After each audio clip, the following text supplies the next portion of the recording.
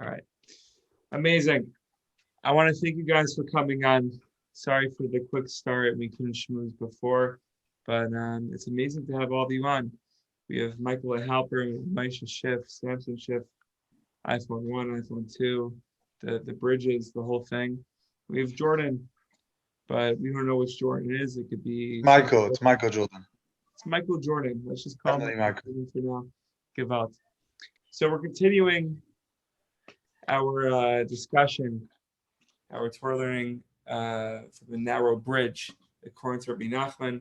I know on the oh my gosh, Michael Jordan had to practice more free throws, so he had to go. Over the past couple of days, we've been going over Rav Nassan and how he connects to the narrow bridge. We've been going over Rav Aaron of Karlin and how that connected to the narrow bridge. But we'll see what connects now. And hopefully, you guys have something. I love to hear from the Chavra every single day. So let's continue. My dear friend.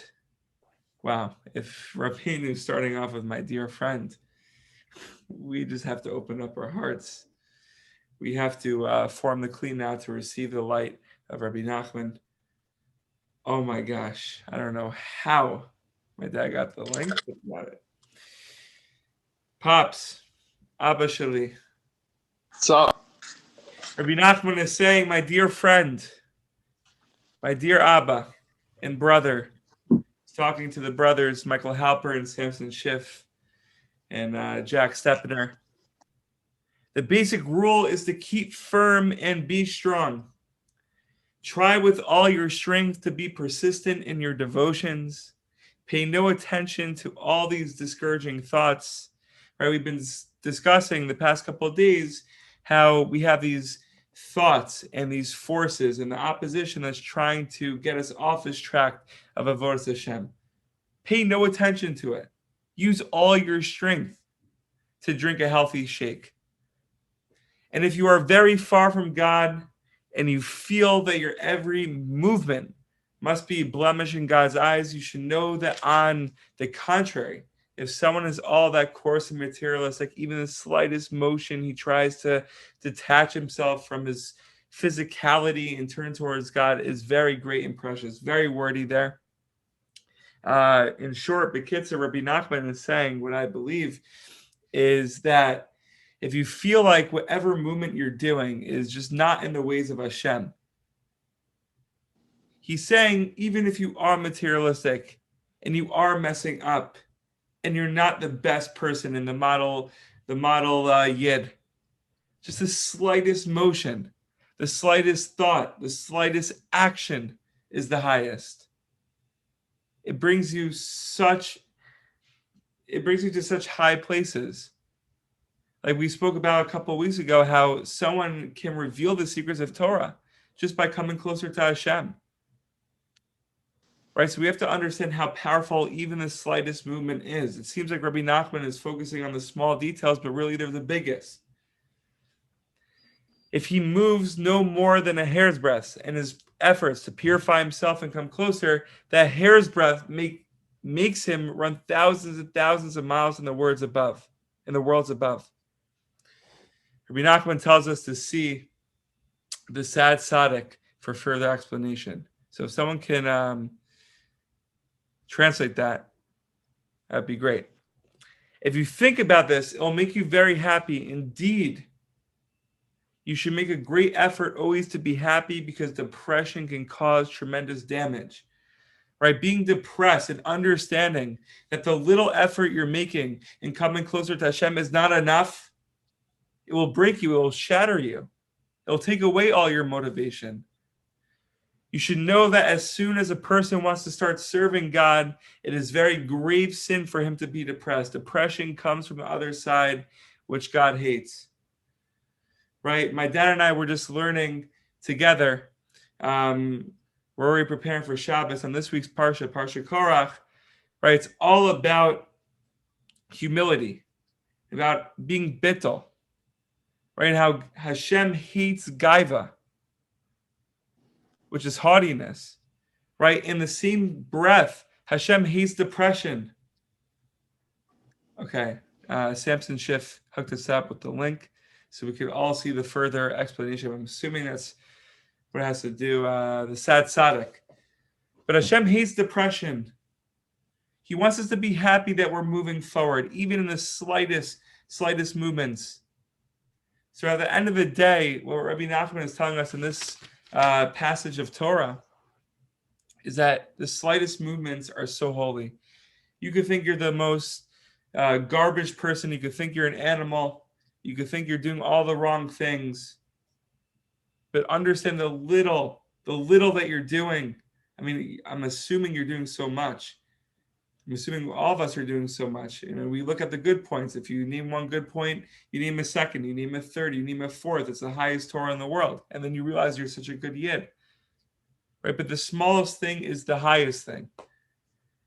And don't allow the, I guess, maybe public perception, right? When you see other people around you, or you see like what you should become, and you feel like you're not reaching it, that should just break you and say, I'm giving up. Don't allow those forces to take over you. Go your pace, le'at, slowly.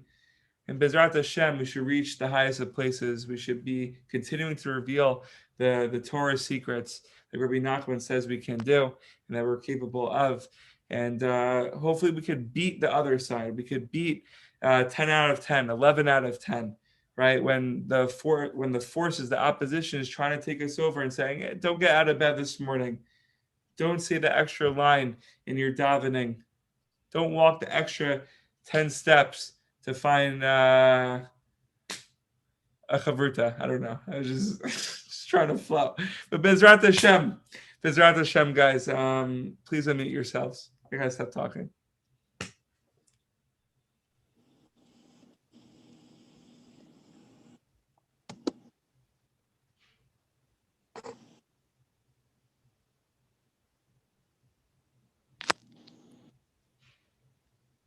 I'm waiting for Rabbi Schiff to speak. I think he took literally. He just unmuted himself. I was told to unmute myself. It's amazing. So I did. Go out. We're waiting for Michael to join. Michael, unmute yourself, even if you're not saying there we go. Now Michael's on. I'm unmuted too.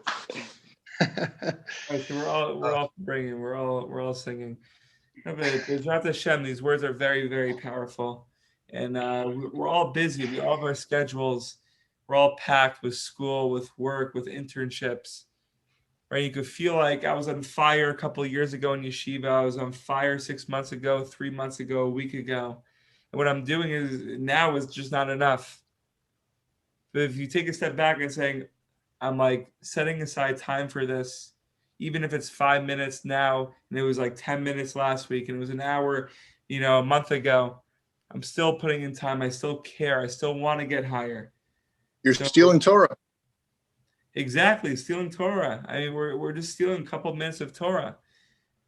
And it's just a booster. It's a booster, and should boost ourselves and know that we're like taking time out of our busy days. For the people in Israel, it's the nighttime. It's time for Netflix, maybe for more Kabbalah, meaning doing math, maybe going to sleep, Hibodedus, who knows? And then for my dad, I mean, the holiest of the holiest, it's Sunday, right?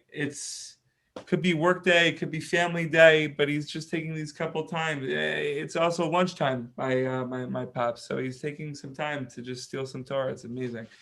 Having my shake. By the way, I told my dad before that I felt like it was Monday, so I almost like caught myself. I also thought it was Monday just now. So I was like, it's work day for you. So it's a work day every day. Bezrat Hashem. I will share one thing. So our Holy Rebbe, of Klonical Talmud Shapir of Piazetzna, says in what parsha does he say? Not 100% sure I remember the exact parsha. It's probably in the winter parsha, somewhere in there. Whatever, you could quote me later. You can correct me when I'm wrong. but he brings the idea of Am Kshe Oref. The Jewish people are stiff-necked people. So we actually reference ourselves as a stiff-necked people every day when we're in Tachanun. For those of us who daven Svard, at least. I don't know if they do it in Ashkenaz, whatever. When you're right before you're about to do the vidui, you say Am Kshe Oref. And the Pizetzner brings down that this is possibly the greatest yitara and the greatest advantage that the Jewish people have over the rest of the world. That we don't give up ever. Not even that. Not even do we not give up. We are the most stubborn people, which is the most amazing thing you could ever find in the whole world. That each and every one of us has a koch to say no, which is why there's the line that Ani Hashem lo shaniti. I thought of it a few months ago. But what's really being said is, I Hashem, the simple translation, I Hashem, I have not changed. I am Hashem, I have not changed. If you read the pasuk a little closer, you'll see it says something a little different. It says, Ani Hashem, lo shaniti. The word shana in Aramaic means taught or brought down. So I am Hashem, and I gave you the power of saying no. I give you the power to stand up, and no matter what type of situation you're in, like the Rabbi Nachman saying here, like you can't be depressed, and when you are depressed, you have to keep going forward. You have to tamid be besimcha, and we know that Rabbi Nachman, for a person like Rabbi Nachman to say that, as he constantly reminds us to tamid be besimcha, we know his life was not easy. I think he lost a wife and a child. I'm not sure. It might have been 2 children. I'm not sure 100%, but I know at least one child he had to bury. But Hashem's telling us. Right? What? I think he had 6 children. He lost 4. Lost 4. Wow. Okay. Even more so. I mean, that's even more telling of the koach of Rabbi Nachman. That's even more telling that he was the one telling us you have to tell me to be simcha.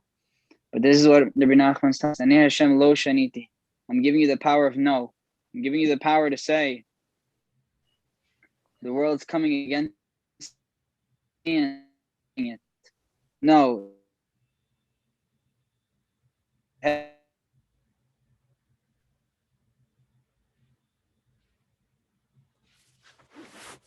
Forward.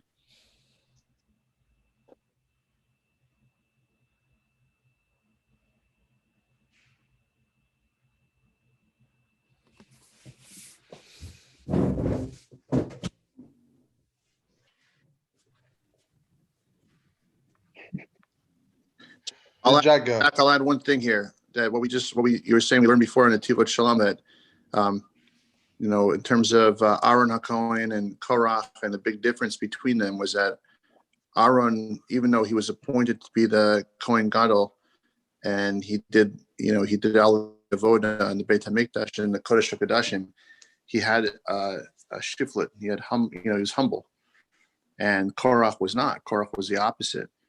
So I think, as we strive and as we, continue to try to do everything we could do to be good yids, and we need to also do it with shiftless. We have to do it with humility, and it's kind of the opposite of what this is about. This is saying we're trying to pick ourselves up, but then once you get up, don't get too high on yourself. Kind of keep things in check. Do things the way that you should be doing, with humility. And that's a message from this week's Parsha, this coming Parsha this week.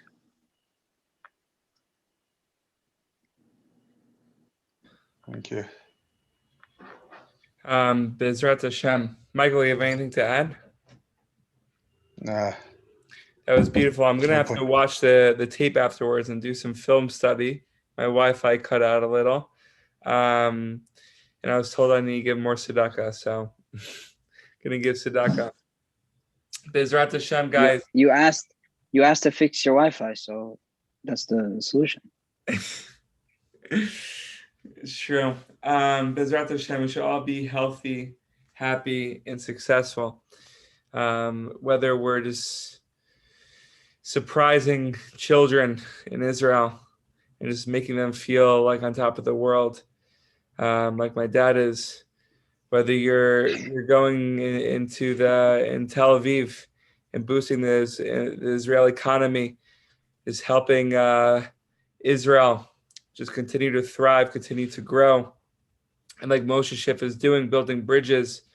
He has all the coordinates at this point, so I don't even have to just lay out the whole bit. But we all know. Bezrat Hashem, guys, we should have a great night, and we'll return tomorrow. Shabbos, Shabbos, Shabbos Kodesh. Oh, can't wait for Shabbos.